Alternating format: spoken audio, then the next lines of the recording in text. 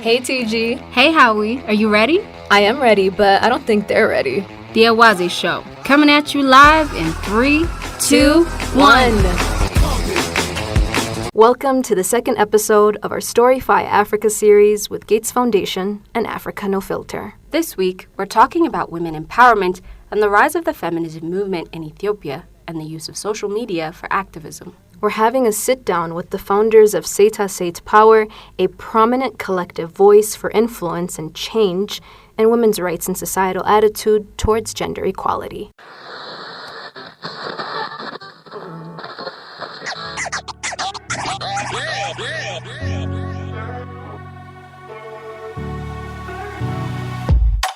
Hey y'all, it's your girls Fire and TG, and together we're Awazi. Catch us every Thursday. Yeah, you heard that correctly.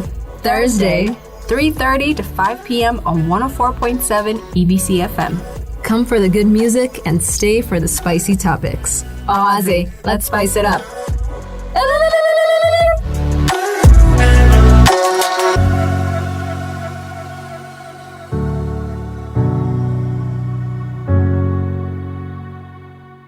How we doing, y'all? So far, so good. We're good. We're scared, man. We don't want to speak. We're terrified. We're gonna try this one more time. Welcome back. Welcome back. Mm-hmm. Again.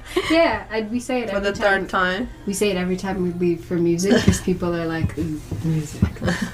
But definitely welcome back to the show. We only have a couple more minutes left of the first hour. But we should get to some of the questions before we... Yes, we want to give you guys a chance to introduce yourselves and what you do with Seta Seit.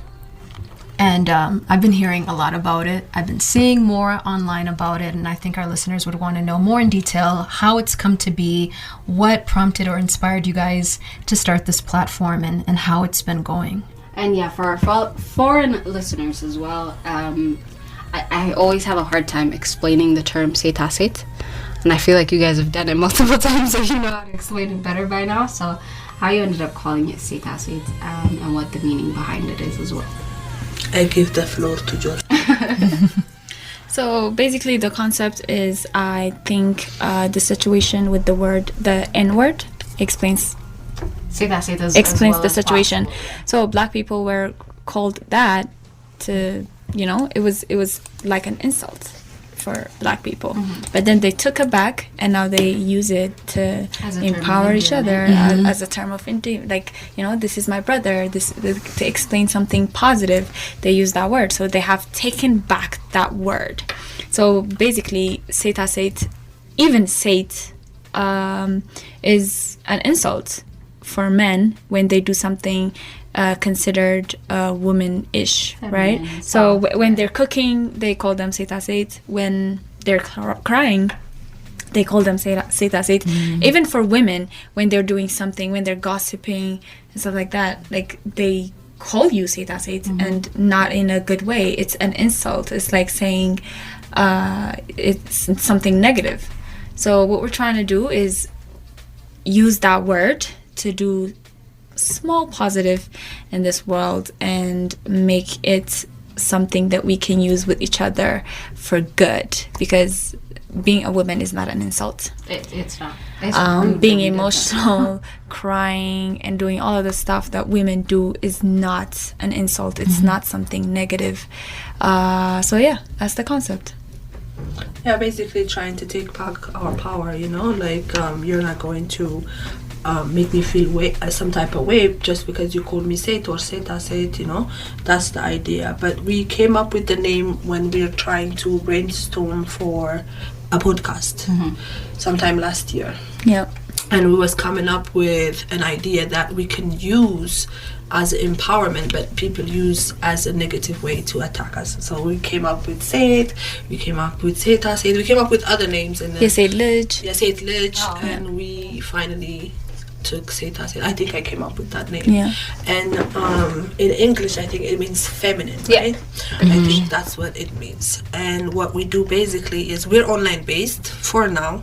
We've been doing advocacy for women equality and equity, and we've been doing a lot of advocacy for gender-based violence and also giving them the people that work on human rights defenders networks and fields to give them some type of public engagement. That was the goal, because we have all of these amazing groups and companies and CSOs and IDP centers all over Ethiopia who actually dedicate their lives to this movement and to bring gender equality to Ethiopia and also to stop gender-based violence. But what they don't have is public engagement. They don't have people. People don't know where to go, where they are, who's doing what. Exactly. So in some way, the goal was to advocate, but also give these people a platform so that they can ask people help and get engagement from the public. So that's the goal. Yeah, I didn't know we had one-stop centers until I think last year. Yep. And I came back and I raved about it on the show because I was like, why is this not in the important telephone numbers? Why is this not in like the directories? How come nobody knows what to do in those situations? So yeah, I think that's a really important. Yeah, I feel like One Stop Center is like our biggest campaign and our biggest success story, because not a lot of people knew where to go and what to do.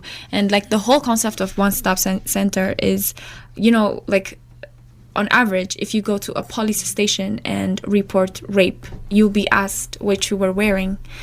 You'll be asked were you witnessing? Yeah. So like you'll be asked evidence. all of this wrong questions where they're putting the blame on you. And most of the times they don't even take it seriously. They don't even take your, like, for example, if you're being stalked, they're not going to take that seriously. Yeah. So it's like we have all of this. Yes, sure, we have police stations and they are there to fight crimes, but they don't know how to do it when it comes to gender-based violence and when it comes to rape. So One Stop Center is like you get in there, you sit in one room, and you get everybody. You get the police, you get the prosecutor, you get the psychological doctor, you get the physical doctor. So you're getting everything in one spot, and not a lot of people knew about it. Yeah, and they're fully trained in this specific subject. That's the problem with a lot of police stations and legal places. They don't know how to even talk to you. The first 1 hour after a victim experienced rape or sexual assault or whatever, the first 1 hour, 2 hour is crucial to the legal process that's going to continue. Imagine being assaulted and going there and being grilled and questioned. Yeah. And then you still going, for justice. It doesn't happen. People just give up. Yeah. So these one-stop centers are very important, and I feel like as a group we thought, hey, people need to know. Not only that, they have a space, but they don't have the necessary equipment. Like, for example, when somebody's sexual assault as a victim, they come to the place, they don't have proper pads, they don't have proper clothes. It's like they're there just to be there. They wasn't that effective because they don't have the necessary equipment. So getting that public engagement and also getting the help they need, I think that was very so their budget is basically it covers the medications, it covers the gloves and the masks and all of that, just the basic salaries. necessities. So the basics. But when it comes to these kinds of things, like victims run there with blood on their clothes, and they might continue to bleed for up to 3 days after the assault. So they don't know. Basically, yes, they're gonna give them the physical medical help. They're gonna help them, but they're gonna have to go back to their house or to wherever they are with the same clothes they were attacked in. So I think that was one of our objective was to give them that resource. So we collected clothes, we collected pads, and gave it to them. I think 2 one-stop centers, we have already done that. We're still doing it, by the way. We're not saying it's enough. We're still doing shows. We're still doing different projects regarding these IDP centers and one-stop centers. It's not enough. But I feel like we did that, you know what I'm saying? That's a success story. Yeah, that is absolutely. And we'll talk more about one-stop centers and other resources that you guys have access to as well when we come back. We do have to head off with news, but make sure to stay tuned in because we do have a lot to get to. Don't move. Don't move a muscle. Again, you guys can find us on all social media at Oaze Media. That's AWAZEMEDIA, as well as on our Telegram. If you guys have any questions, do not hesitate to ask. We'd love to hear from you guys. Let's get to a track, and we'll see you guys after the updates. Let's get it.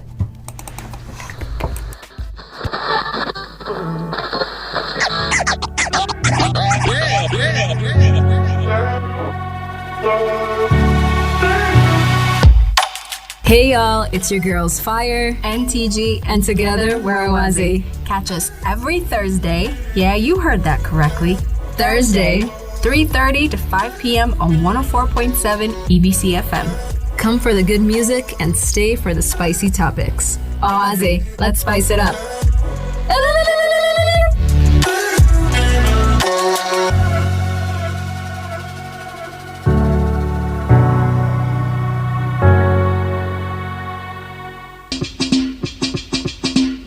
I guess we're going in. I guess so. Oh, so in the middle of like a story. Welcome back, y'all, to the Oaze show here on ABC 104.7. How y'all doing? It's not just me and TG. We have special guest here in the studio. In case you guys weren't tuned in during the first half, we have BT and Jordan in the house. If you guys are on TikTok at all, and I do mean at all, you know exactly who I'm talking about. Mm-hmm. Like I'm live right now. Yes, like she's live. BT is live right now on TikTok too. If you want to see what's happening in the studio, whether you're a lover or a hater, welcome, welcome to the show. And we've been talking about Seta Seats. In the first hour, we talked about one-stop shops. Yes. One-stop shops, one-stop centers. Not bad about that. Which, can I ask you guys, where are your one-stop centers located? There's in like 8-9 cities, right? Yeah, so like in Addis alone, we have one in Gandhi. We have one at Minilik. Yeah. We have one at Kotabe. And we have one at the one around Akagi. What was the hospital? Rashdi Baba? Okay. Beijing Hospital. Yeah, Beijing Hospital. So yeah, we have those are the ones that we are sure of, that we have already visited, we have already talked to. So the ones at Kotabe and Beijing, they're not that overwhelmed with victims. Because people don't know they exist. One, people don't know they exist yet, and also, I don't know, honestly, why. But mostly it's Gandhi and Minilik. That's those are crowded hospitals. Center areas too. Yeah, True. They're like in the heart of the city. So Yeah. yeah. I had no idea, and this is so like necessary. Yes, very, very necessary. Because mostly what broke a lot of victims is not the fact that they were raped, it's the fact that they didn't get any medical treatment, any psychological treatment. They're literally living with their trauma and they don't get justice, which is why we have all of these rapists just living their best life, doing whatever to whomever. So yeah, it's really necessary, because I feel like if a lot of victims know where to go when this kind of thing happen, it will prevent from the perpetrators from doing more harm also. And at the same time, it's a necessary tool for victims. This is another one of the things that I did not know until a year ago, is after you've been sexually assaulted, even if your assaulter, for example, was HIV positive, you could get a pill within like 72 hours or so to stop 78 hours. 78 hours to stop it from spreading to you. What are you saying? Exactly. So if you get medical attention within the first 78 hours, that could be prevented, which is something. And the thing is, you will not know that. I am 100. I was in that meeting with my jaw on the floor, like. But that's the thing. Why the are lack we not of telling people this? because the lack of information, and how do people hear it? Like, this pisses me off so like, I'm much. angry. So there is a stigma around rape Yes. They don't want to Nobody talk. wants to talk about it. Nobody. It's not just the stigma. I feel like I know, like, I'm in a government building, right? Yes. But I just feel like, to be honest, as a woman, as Ethiopian women, not even like a feminist or an activist or whatever, like as an Ethiopian woman, I feel like the government, the whole society has put my problems at the back seat. Yeah, And I feel like, the bottom. it's like, we'll get to it later. But women are the most who suffer in this country. Every time a war rises, we are the ones who suffer. Any type of natural disasters, diseases, women who suffer. And also, on top of that, the gender-based violence, I feel like we have all of these procedures, right, set in place. For example, you go as a victim to a police station. What does the police do? How do they investigate the situation? And also, where do they send you after that? Do they send you back to your to the person, who did the same illegal things to you, or they send you to a shelter? They send you to lawyers. What do they do? There's procedures sat there, but then not only you as a victim, even the police, they don't get enough. What do you say? No training. Training, no or access to, the But I procedures feel are like not it's even not- exploited that much. It's not only that. I feel like there is this attitude you have when it comes to rape, because how many of us know what rape is? Because whenever you talk about rape, what people think is somebody coming, holding you down, forcing themselves in Yes. you and stuff like that. It's not a conversation of consent. It's not a conversation of consent. It's not like, because if I'm saying no and you have financial power over me, I'm living, like, I depend on you financially, for example, and I'm having sex with you even though I don't want to have sex with you, that's rape.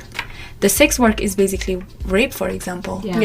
So how many of us know that? And how many of us in the police department, in the justice department, in the medical department, how many of us know that, and how many of us can understand that this thing is not something you argue about? Because at this rate, we're arguing about rape. Yeah. We're basically trying to figure out. This is Oh my gosh, yes. No, this Do is not you know rape. This is rape. They said it takes 300 years.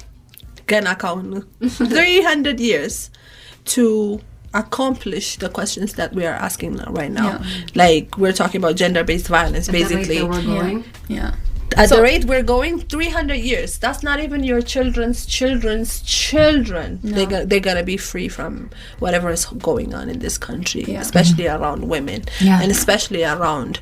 It's not just women, by the way. Again, the numbers show that the women are more on this affected matter. So Yeah. it's kind of like, I don't know. So at the end of the day, even after you give trainings, if that person has this sort of attitude where, oh, she's the one who provoked him, even though he has the trainings, even though he has the knowledge, even though he has the resources, he's not going to use them because he doesn't believe that you were raped, because you went to the room, or because he paid for dinner, or because you were wearing a skirt, or because something is happening. Like, he's gonna think, but you gave him consent just because you were wearing shorts or dresses. So it's not only about training. That's just a small amount factor that comes into this. Yeah, absolutely. There's a lot to talk about, especially when it comes to our society and the way we talk about women, the way we regard women as well. There's a lot we need to do to change a lot of misconceptions. You guys do a lot of your work on social media, a lot of your activism work on social media. What are the positives and what are the negatives of talking to and having access to that many people at once? Literally took the question. They're gonna be like, negative. It's all negative. No, it's not. No. For me, when I come to TikTok, especially because I've existed on Instagram and Facebook before, and I've stated how I feel, it's never at the rate that on TikTok it's solely set for feminism. Same. And, But when I come to TikTok, the idea was to heal, I felt like during therapy with my psychiatrist, the conversation we had, the final conversation we had was, you have to let it out. That's what's bothering me, you know. It's not what happened to me or what I've been through or the traumas. I worked through them, but what was bothering me was not speaking about them and not calling people out on their BS, you know. So I just came to TikTok to heal, basically, and it worked tremendously. It has taken a route that I never thought it would take, actually, because people like looking at me as a, not an influencer, but as somebody who can speak your heart for you, you know. Women coming to me and telling me, hey, you speak my mind, thank you, I never told this to anybody, you have the balls to say this and stuff. This makes me heal, this makes me happy, this is my peace. So that's the positive. The second thing I feel like is that we gave the spotlight for other women and other men that have been working on the subject before us. They just don't have a TikTok. Now we have a TikTok, so that's like giving them that public engagement, giving them that platform. I think it's also a positive. So I would never change that for anything, you know. But you're right, the negative is also really bad, because we live in Ethiopia. Being labeled homosexual in Ethiopia is very dangerous. I am married, I have 2 children, so this is a common labeling that we have. The labeling, the harassments, the bullying online. If you don't have a strong mind, if you don't have a strong mentality, they will chase you away from social media, from your phone overall. Just speaking on equality, like, hey, don't rape us, you're a lesbian, like, come on, you know what I'm saying? So imagine, especially these days, there's like a whole campaign going on. So they're saying we will unalive people over this and stuff like that. Imagine somebody accepting as a fact that I am homosexual, she's homosexual on the streets. It will not be okay. It will be dangerous. We raise our children here, so this type of labeling and this type of harassment is what's negative, I think, in my eyes. It's a tool that's used to get people to be quiet. But I want to make it clear, I do not care. She's like, fight me. Fight me. I'm sure there are a whole bunch of people who hear your message and who are motivated or inspired by it. So how do you like gain, more allies from like male, allies or people within government? How are you able to bring people into Seta Sate and the movement that you guys are doing? You want to go? Social media, like you said, like it's social media. It's like the biggest weapon ever. Like if you think about the Me Too movement, it's like the whole world was together because of that one movement, right? In India, a 14-year-old girl was gang raped and she passed away. And somebody in America said, I was raped too. Me too. This happened to me too. And then it's like all of these women around the world started just sharing the hashtag Me Too movement, no details, just me too. I was raped too. I was assaulted too. So that whole movement became something of its own, right? It brought biggest influential men to their knees. Yeah, it did. So it's basically social media. Sure, there are a lot of people who don't understand us, who are labeling us, who are insulting us, sure. But there are also, like you said, the individuals, the allies that want to work with us. I mean, the whole reason we were able to get all of that donations for the One Stop Center, all of that donations for the refugees, all of that is happening because of social media. So when you are getting out there, putting your face on there and getting your message out there, somebody understands and somebody agrees with you. So they're just gonna come. They're gonna come to you and they're gonna be like, okay, so what should we do? What should we do? What can we work with? What kind of activities do you guys want us to participate in? Then you have all of these allies who wants to work with you, who wants to do something for this problem that you're speaking about. So I don't know. We didn't have to do anything. We just had to go out there and say, hey, this is happening. And somebody was like, okay, we should do this. I have a power to do this. I have money. I have clothes. I have pads. I make reusable pads. Can you guys get this to the victims? Can you guys get this to the ones who need food, the ones who need clothes? So everybody just comes together. Seta Set is basically that, by the way. Seta Set is basically a lot of people coming to us asking us, okay, can we join your movement? Can we do something? Can we work with you? And we're like, yeah, sure. We created a Telegram group, and we have members now because of that. Yeah. So it's like, I don't know. It happened naturally, I would say. It happened very organically. I was there from the beginning, so I know. Yeah. I'm a fangirl. You told me Through and through. I would say the only negative thing about this is you're like, I mean, we all have our own bubbles, right? Yeah. I feel like a lot of us live in our own bubble. Yes, we do. So I was raised in a very safe environment. My school was really, really safe, like relatively, right?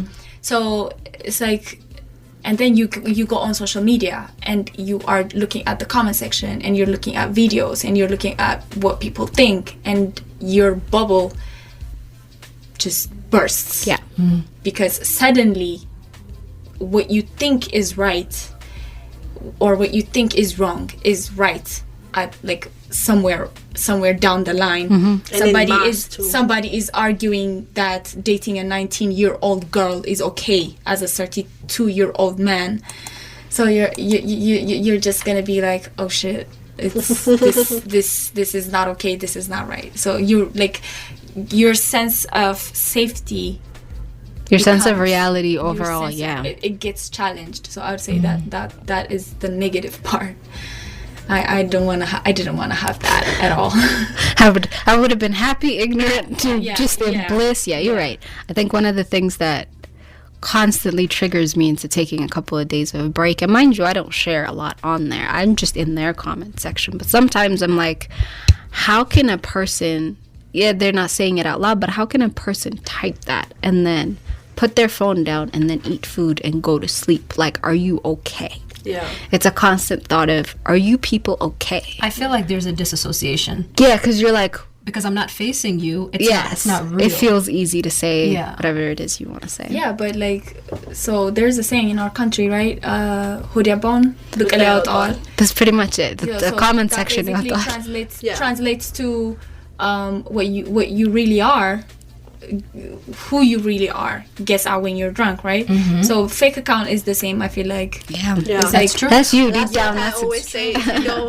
You know, I'm accused so many times of being disrespectful to society, and I do it on purpose because it gets people's engagement. If you've seen, people who have the most followers are the most disrespectful, controversial, to Ethiopian community, you know what I'm saying? And when I speak about women's problems, I speak about my children's problems, I speak about Ethiopia's future problems, Ethiopia's now problems, Ethiopia's old problems.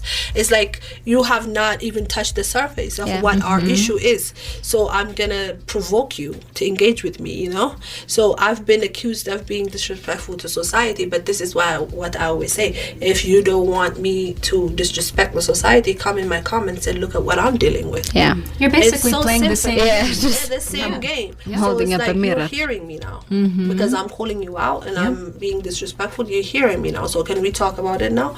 But then there's like thousands and thousands of people who would come and still threat you with your life, with your children's life, with rape, right? Yeah, rape threats all the way for like 3 years. Yeah. 3 years. 7. Yeah, I'll rape you. 7 of us will rape you if we find you, and stuff like that. And then sometimes you see it manifest because they send Jordy's car. They take a picture of her car and send it to her. They're like, we're watching you. That's like, send me where I live, and you live in some condominium in this number house. I know where you live. It's scary, but then you think about it, and these people don't really know anything else other than writing. You know what I'm saying? They don't really live what they talk They're about. little keyboard warriors. Yeah, so I just leave it at that. But that's what the society is. That's what we reflect on. You know? And we base off of our approach off of those comments, basically. Also, that's triggering, we isn't it? need to face the fact that we don't have a respectful society. No. Our society is not a society that you, as a woman, Yeah. respects. You as a woman, yeah. Every woman in this society should open her eyes and really see what kind of environment and what kind of country and what kind of society she's in. Because I feel like if you open your eyes and you see what's going on, I don't think you have anything positive to say about society. Honestly. It gets kind of hard. Honestly. The more you know, Yeah. I was A lot of people talk about our attitudes and our disrespectful ways, but respect is given freely. I see you, I'm gonna respect you. As a human being, I'm gonna respect you. But if I see you calling a woman, how am I supposed to respect you? If I see you ignoring a woman being called, you're just walking away when she's being like attacked, I'm not gonna respect you. Yeah, I think I feel like the respect is earned. society has earned the disrespect of women. They deserve it, and I feel like it's time they know it, so that if you want to have a respectful society, you have to address it, call it out. Call it out. I Do was trying to something. say earlier when she was asking us about the allies and how do you know, especially with people who actually work on this sector, we have a network that we founded with Ethiopian Human Rights Defenders, with Ethiopian Women Lawyers Association, just a lot of them, and it's called Ethiopian Women Human Rights Defenders Network.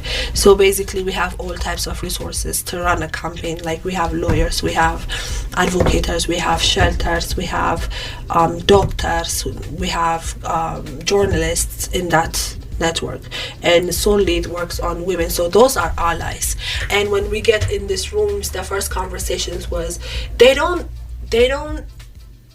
argue with us of how we approach the situation. Like this is like new type of feminism, you know, like they've never been as disrespectful as we are, they've never been as bold as we are, it's always about education, awareness, advocacy, advocacy. It's never like let's call out society for what it is. So they're like, when they add us, they wanted to know why, and is it working? They know it's working because that's why they invited us. But then at the same time, can you turn it down and they're like, can you fit in? Can you just be quiet? Yeah. And then now we are like one of the main campaign leaders of this network, so you can tell that it's working. It's working. Clearly we're doing We something. honestly did not expect to work with such kinds of people. Amazing. Because at the end of the day, we're not professional, the words we use is like mostly it's feelings, it's emotions. We're expressing our emotions most of the time, and that's not professional. You're supposed to be neutral, but that's not really, I'm not coming from that space where I want to I'm use not a logic victim, so I can be no, I'm a victim. And nobody, a survivor, nobody's gonna, you know what I mean? Like, are they gonna act cool and collected and be all rational if it was their sister? If it was their child, if it was them. For example, we're seeing how they're acting about the homosexuals right now, Yeah. right? There's anger. There is outrage. We will just kill them. We will slay them. We will burn them. We will do this. Are we allowed to say these things on radio? Probably not. But It's gotten very violent and very aggressive. That's the kind of message you're looking at. But you don't want me to say one negative word about rapists. It just doesn't make sense. Yeah. So this is basically selective outrage. Yeah, Exactly. selective outrage. So I think we are, we deserve this. We deserve to be emotional. We deserve to be angry. We deserve to be aggressive, and we deserve to come to you and knock your head out for what you're doing. But we're asking nicely. So how are you? I saw you go through a range of emotions there. Yeah, I'm not gonna lie. At some point I was a bit triggered and I was incapable of forming words. She was like, I'm gonna be quiet for So a little bit. Yeah, let's get to a musical break. Yeah, and we'll then unwind. We'll come back with more here on the Awaze Show. Again, you guys can find us on all social media. Let's get to Talk Truth. Talk Truth, right? I think the most the fitting choice. words for the moment, and we'll be back with more. Let's get it. We got the music, we got the vibes, and we got the spicy topics. Awaze. Yo, we're back at it again. Lord goodness, would you look at the time? Yeah. See, one of my favorite things about radio is how quickly Time goes by. moves, because But we enjoy it's it. almost 5. We're enjoying it nevertheless. True, and I know we're gonna need more time with them some other time as well. But while you guys are here, we also don't just want to talk about the problems that we have. We want to talk about, okay, since you guys have started doing this, what are some of the resources and some of the places, some of the information that you gathered that you're still trying to get into the public, but you're having a hard time getting it to the mass audience, being like, you have these tools, these things are available to you, this is how you get this type of help. And we will talk about prevention, and we will talk about how do we change society so that this doesn't have to happen in the first place, but we're a very long way off. Now that we're having, more access to, I guess, internet and social media, there's still going to be barriers. Yeah. Even though we still have, more information and people are able to, get online. How are you guys able, I guess, like TG said, to overcome those barriers? And what are you guys doing? Yes, and what do you want to tell people? What do you want people to know as you go along within this journey as well? I can say that the resources that we have basically has always been there. Just people just didn't know it. So as I said, working with Ethiopian Women Human Rights Defenders Network, where we have access to lawyers, we have access to doctors, we have access to media people, we have access to all types of human rights defenders people. So we have those accesses in our disposal. That's how we managed to run Adonite's campaign. Adonite is a 17-year-old girl who was murdered by her stepfather, who was raping her since she was 10 years old. And when she was finally take a step forward to legally, he killed her. So we used all of these resources that we have to make sure her story was told and to make sure that people are defending her in the courtroom, and I think that was very successful. We did that. Also, Zanga's case recently in Hawassa, there was a kidnapping of a woman named Zanga. There's more actually.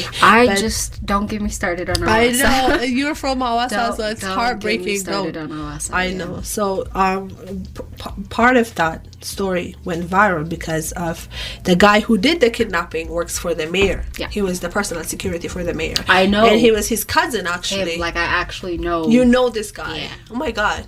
I know the kidnapper. I've come across him multiple times. Yeah. And when her parents went to the police station and asked for help, what they told them is, hey, he loves her. This is a blessing. This is a blessing. Like, just say yes. And so they send elderly people to her parents, and her parents refused, and they contacted us, and we started campaigning for her. So what I'm saying is we have all of these resources, but these resources that we are using is for when something happened. Yeah. We're desperately trying to get to the point where let's try to prevent this from happening. Yes. So awareness is something, me personally, I believe awareness is something that people have been working on for 21 years almost. Yeah. So it's not that we're not aware. We're just ignorant.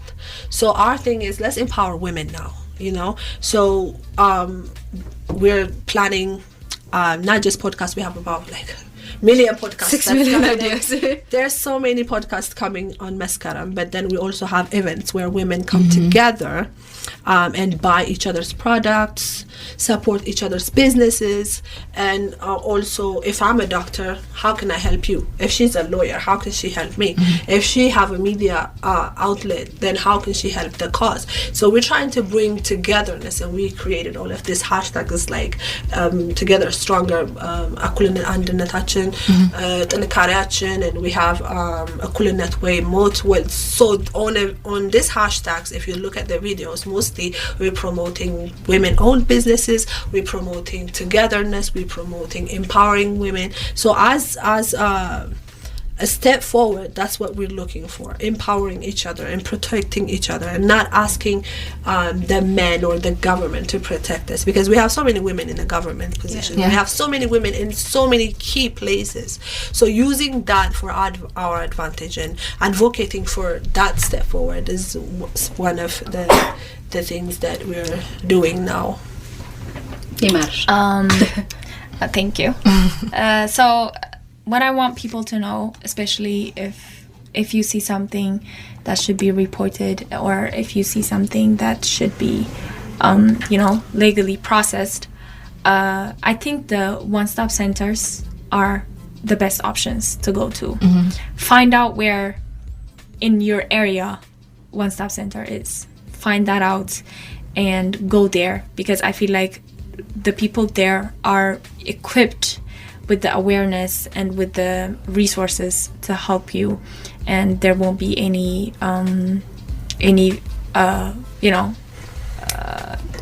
because mostly when they go to police stations, like I said, they're not gonna get what they're looking for. So I think get aware about one-stop centers around you. That's first. The second is, especially for women, wake up, because so many of you, I'm sorry to say this, are asleep. You are comfortable in a house that's burning. You're very comfortable in a house that's burning. If it's not gonna happen to you, it might happen to your sister, it might happen to your daughter. You never know. You are responsible for the change that's gonna come. There is no way you're sitting there waiting for others to do something for you. No, they are lying to you. There's no such thing as equality in Ethiopia. No, they are lying to you. There's no such thing as being a housewife and, not doing anything. Being a housewife is a 24/7 job. They're telling you that all these feminists are lying to you by pushing you to get your money, to get your own bag, to get your own careers, to get your own personalities. But what they're doing is making you a shell of yourself so that they could pour in what they want and take what they want from you. You might not like to hear it. Yeah, it might be tough. It might be tough. Yeah. But there is not going to be a rich man to come and save you, because at the end of the day, you're gonna pay for that dearly. If he bought it, it's a thing. It's not a person. You're gonna pay for that dearly. Sure, also, love is amazing. Marriage is amazing. It's joyful. Look for that. Of course, look for that. It's fulfilling spiritually, right? But at the end of the day, what's your reality? What kind of world are you living in? Is it good for you as a woman? I think it's about time that we women have each other's backs. Yes. Yeah. So don't cater to male attention. Try to build yourself up. Try to build other women up. If you're successful in your job, what are you doing to make other women successful in your job, in your field?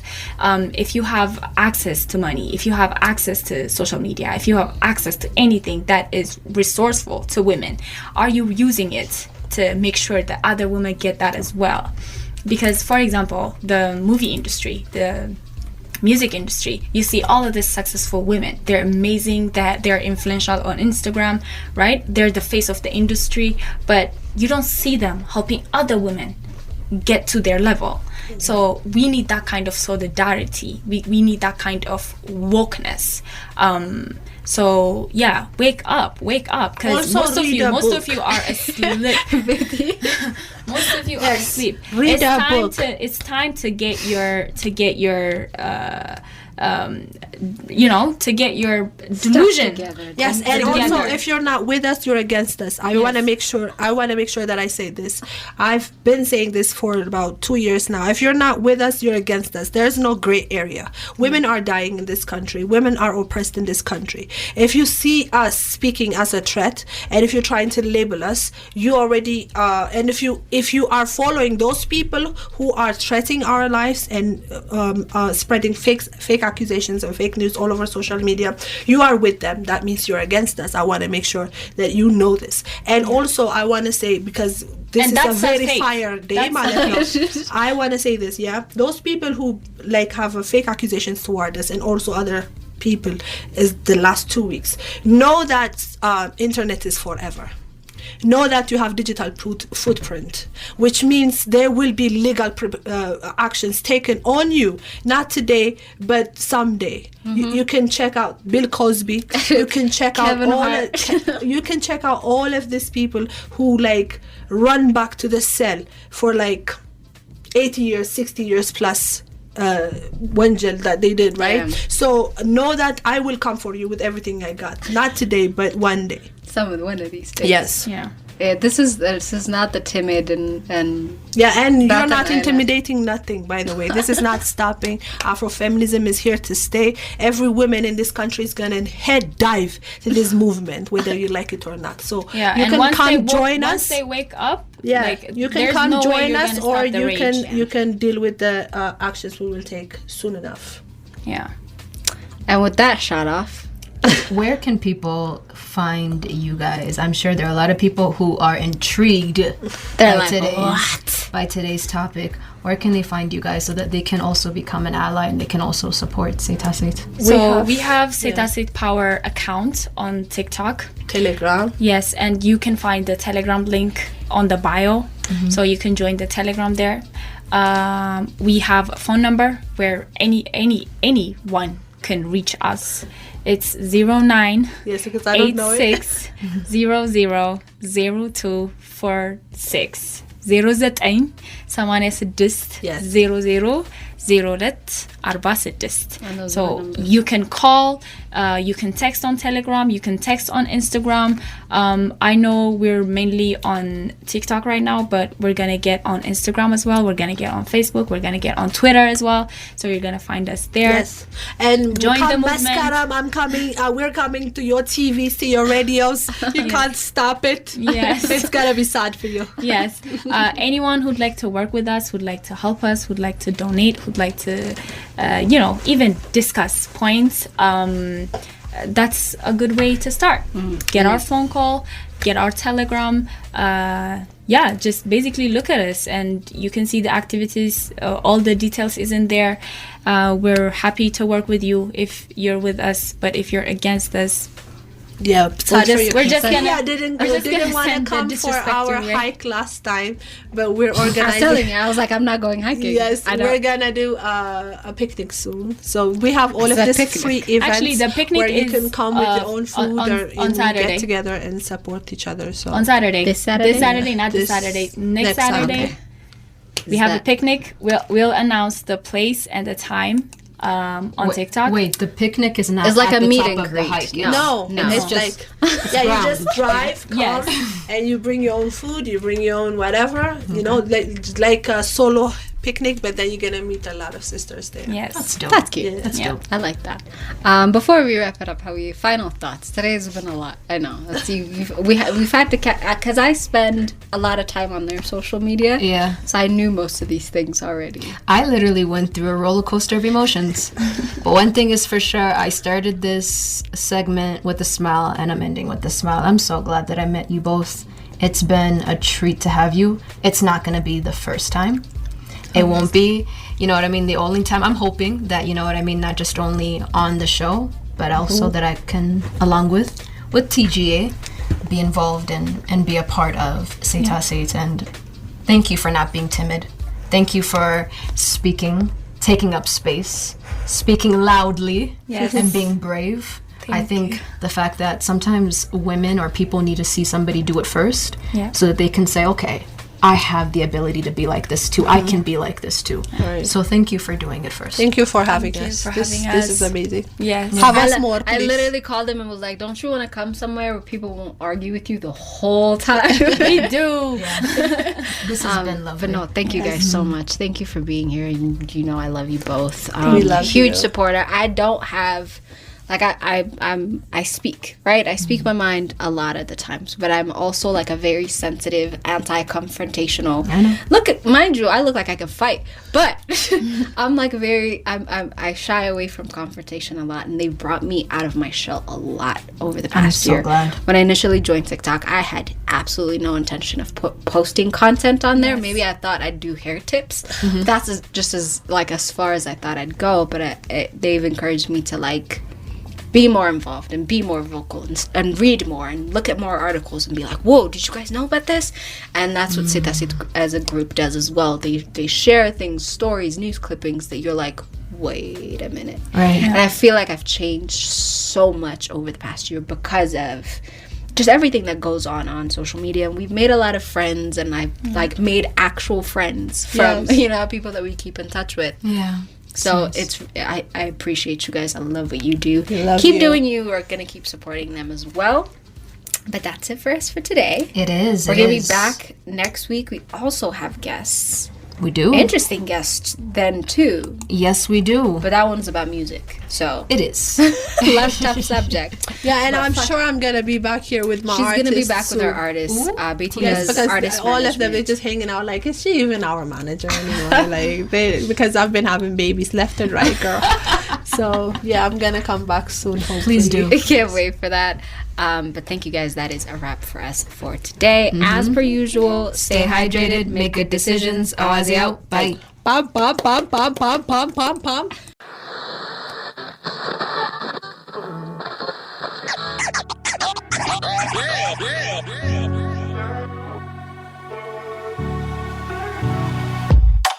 Hey y'all, it's your girls Fire and TG, and together we're Awazi. Catch us every Thursday. Yeah, you heard that correctly.